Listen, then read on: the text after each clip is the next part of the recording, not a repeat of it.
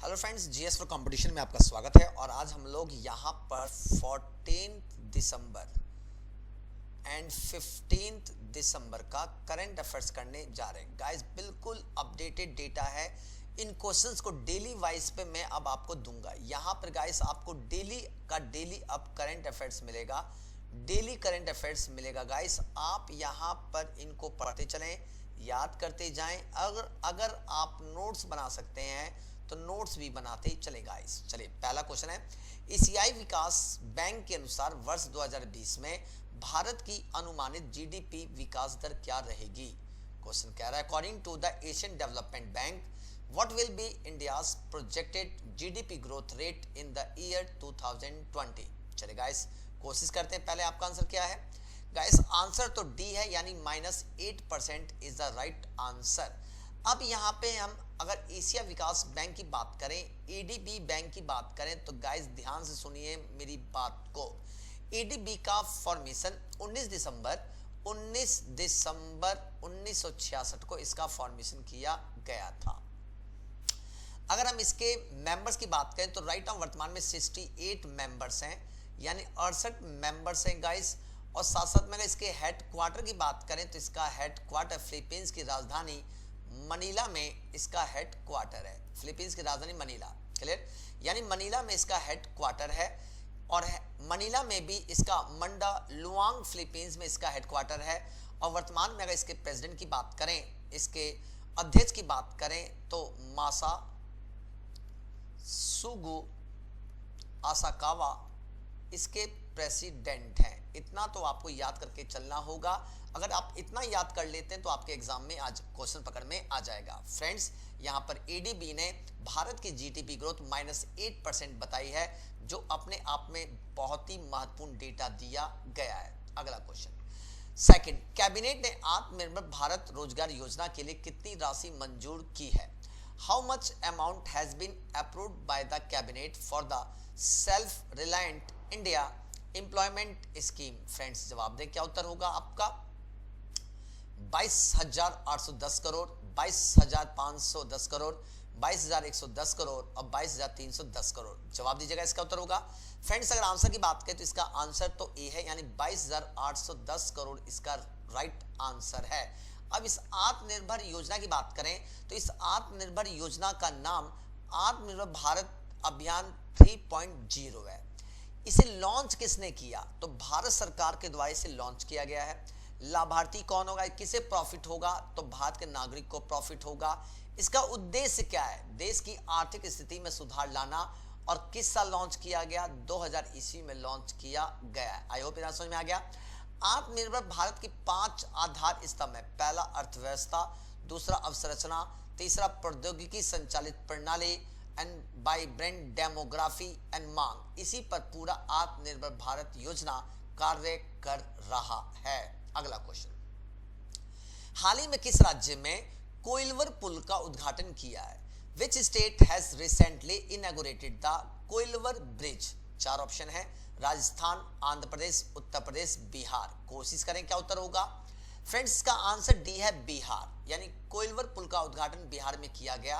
अगर हम इस पुल की बात करें तो ये पुल पटना से आरा के बीच में बनाया गया है, यानी पटना से आरा के बीच में इस पुल का निर्माण किया गया है। और इसकी सबसे बड़ी खासियत है, ये रेल और प्लस सड़क दोनों पर आधारित पुल है। और ये पुल सोन नदी पर बनाया गया है। कौन सी नदी? सोन नदी। इतना रट जाइए, इतना भी अगर याद रह गया तो एग्जाम में क्वेश्चन मिल जाएगा। आई होप फ्रेंड्स आपको वीडियो बहुत अच्छा लग रहा हो। फ्रेंड्स, वीडियो को लास्ट तक जरूर देखें, लास्ट तक देखें, चैनल को सब्सक्राइब जरूर करें गाइस। अगला क्वेश्चन, लुडोविक ओबर्न ने हाल ही में किस देश के प्रधानमंत्री के रूप में इस्तीफा दिया है? यानी कि लुडोविक ओबर्न has recently resigned as the prime minister of which country? क्या आंसर होगा गाइस? 4 ऑप्शन है, Hungary, Romania, Portugal and Slovakia. कोशिश तो करें जवाब देने का। बिल्कुल guys, answer is the B, is the right answer. Romania is the right answer. And Ludovic ओबर्न ने रोमानिया के प्रधानमंत्री पद से इस्तीफा दे दिया। अब यहाँ पे अगर हम रोमानिया की बात करें, रोमानिया की बात करें गाइस, रोमानिया की बात करें तो रोमानिया की कैपिटल क्या है? पहले कैपिटल समझते हैं। अगर यहाँ पे कैपिटल की बात करें तो आपके सामने लिखा हुआ है कैपिटल बुचारेस्ट है, इसका डायलिंग कोड +40 है और करेंसी यहाँ की लोमानिया लियू है। और यहाँ के प्रेसिडेंट की बात करें तो क्लाउस लोआनेसिस यहाँ के as a right now president के रूप में अपॉइंटेड हैं। ये 4 चीजें रोमानिया के बारे में याद कर लीजिए, एग्जाम में क्वेश्चंस गलत नहीं होगा। अगला क्वेश्चन, अंतर्राष्ट्रीय पर्वतीय दिवस 2020 का विषय क्या है? What is the theme of International Mountain Day 2020? 4 option है, mountain farming, mountains matter for youth, mountains under pressure, climate, hunger and migration and mountain biodiversity. कोशिश करें, जवाब दें, क्या आंसर होगा? फ्रेंड्स इसका आंसर डी है, डी नोट कर लीजिए, यानी अंतर्राष्ट्रीय पर्वतीय दिवस 2020 का थीम है माउंटेन बायोडाइवर्सिटी। अब यहाँ पे अगर माउंटेन इंटरनेशनल माउंटेन डे की बात करें तो हर साल 11 दिसंबर को ये इंटरनेशनल माउंटेन डे मनाया जाता है। इंटरनेशनल माउंटेन डे सेलिब्रेट किया जाता है, इसको याद कर लीजिएगा इस, क्योंकि एग्जाम में सीधे सीधे यहां से क्वेश्चन पूछा जा सकता है। अगला क्वेश्चन, निम्नलिखित में से किसे वर्ष 2020 के युवा गणितज्ञ रामानुज पुरस्कार से सम्मानित किया गया है? Who among the following has been awarded the Young Mathematician Ramanuj Award 2020? बताएंगे इसका उत्तर होगा हुआंग हाईपेफॉर्म, Carolina Araujo, Ritabrata Munshi and Eduardo Teixeira. बताएंगे इसका उत्तर है। अगर आंसर की बात करेंगे इस रामानुज पुरस्कार तो B is the right answer. Caroline Araujo को इस वर्ष रामानुज पुरस्कार मैथमेटिशियन के क्षेत्र में दिया गया। अब रामानुज पुरस्कार की बात करें तो भाई रामानुज पुरस्कार आईसीटीपी इटली के द्वारा ये पुरस्कार दिया जाता है। हर साल ये international centre for theoretical physics के द्वारा ये पुरस्कार दिया जाता है और ये ऑर्गेनाइजेशन कहाँ पे है तो इटली में है, नोट कर लीजिए। साथ साथ में इस पुरस्कार की स्थापना श्रीनिवास रामानुज की याद में 2005 में इस पुरस्कार को सबसे पहले दिया गया था। ये पुरस्कार ऐसे गणितज्ञ को दिया जाता है जिसकी उम्र 45 वर्ष से कम है। ऐसे ही गणितज्ञ को दिया जाता है जिसने गणित के क्षेत्र में सराहनीय योगदान दिया। इस बार ब्राजील के मैथमेटिशियन डॉक्टर कैरोलिना ओरुजो को इस बार 2020 का रामानुज प्राइज पुरस्कार दिया गया। ये अपने आप में सबसे महत्वपूर्ण है। इन्होंने अलजेब्रिक एंड जियोमेट्री में बहुत ही महत्वपूर्ण कार्य किया है। I hope you understand. 7वां क्वेश्चन, उस भारतीय एथलीट का नाम बताइए जिसे हाल ही में फिक्की द्वारा महिला वर्ग में sports person of the year से सम्मानित किया गया।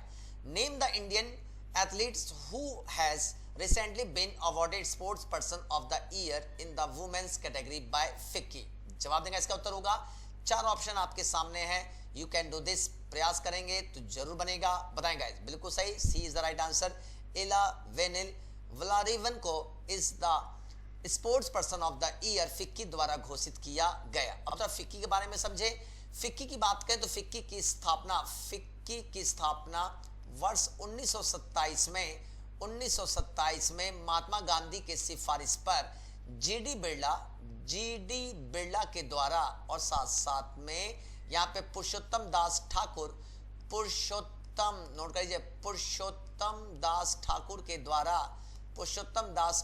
के द्वारा इस फिक्की का फॉर्मेशन किया गया था। ये एक बिजनेस ऑर्गेनाइजेशन है जो इंडिया के ग्रोथ और उसके डेवलपमेंट को ध्यान रखता है। I hope you understand guys.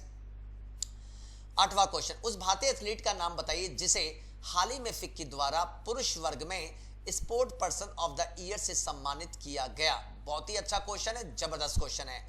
Name the Indian athletes who has recently been awarded sports person of the year in the men's category by FICCI. जवाब देगा इसका उत्तर होगा बिल्कुल सही guys, D is the right answer. Bajrang Punia is the right answer. 9वां question, निम्न में से किस राज्य को फिक्की द्वारा खेल को बढ़ावा देने वाला सर्वश्रेष्ठ राज्य का पुरस्कार से सम्मानित किया गया?